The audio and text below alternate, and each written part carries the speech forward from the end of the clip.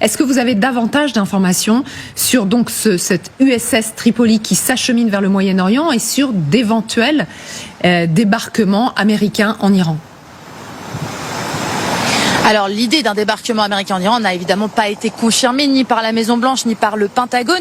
Mais pour vous donner une idée, quand nous sommes arrivés ici à Washington il y a 15 jours, eh bien cette option a été complètement hors sujet, pas du tout envisagée ni par l'opinion publique ni dans les médias américains. Il y a une histoire des Américains avec les interventions militaires terrestres à l'étranger et forcément cette question, eh bien elle était balayée d'un revers de main. Et puis à coup de petites phrases dans les médias américains, de déclarations dans des interviews, Donald Trump, le Pentagone ont commencé à faire pointer cette idée d'un débarquement et puis il y a eu quelques revirements, oui, non, finalement, peut-être, mais sous condition.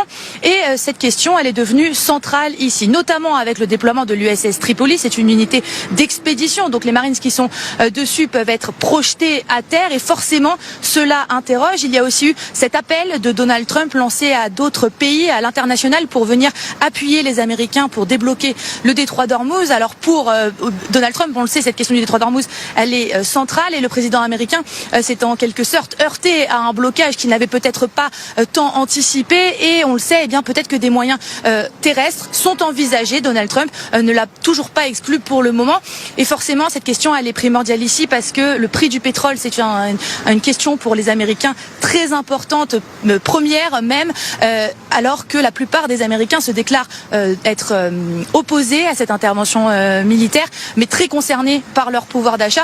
On est à 8 mois des élections, ici forcément pour Donald Trump, eh bien c'est une question qu'il faut adresser parmi les premières. Merci Marion Russell. Myriam Amelal, vous, journaliste à France 24 et spécialiste du Moyen-Orient, dites alors là, s'il y a des troupes américaines au sol, sur le sol iranien, que ce soit une des îles ou que ce soit la côte littorale, ça va changer la donne. Symboliquement, au Moyen-Orient et dans le monde d'ailleurs, ça va être une déflagration. C'est plus du tout la même guerre. Oui, c'est plus du tout la même guerre. On passe à une étape supérieure qui sera très compliquée parce que l'Iran, c'est un pays immense avec 90 millions d'habitants et un régime qui est implanté depuis près d'un demi-siècle. Donc l'équation sera forcément compliquée et il y aura forcément un coût humain, un coût aussi de cette guerre, de ces troupes qu'on va envoyer.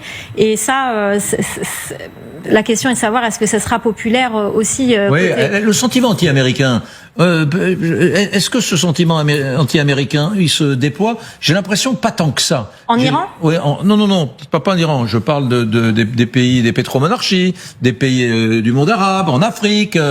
Moi, je m'attendais quand même à des manifestations plus dures, plus violentes contre les Alors ça se manifeste pas forcément avec des manifestations. Il est clair que dans le Sud global, comme on dit aujourd'hui, il n'y a pas une très grande sympathie pour les Américains qui violent la souveraineté des pays, qui avec l'affaire Maduro par exemple, ou même le fait d'intervenir en Iran, quelles que soient les raisons, c'est pas toujours très populaire.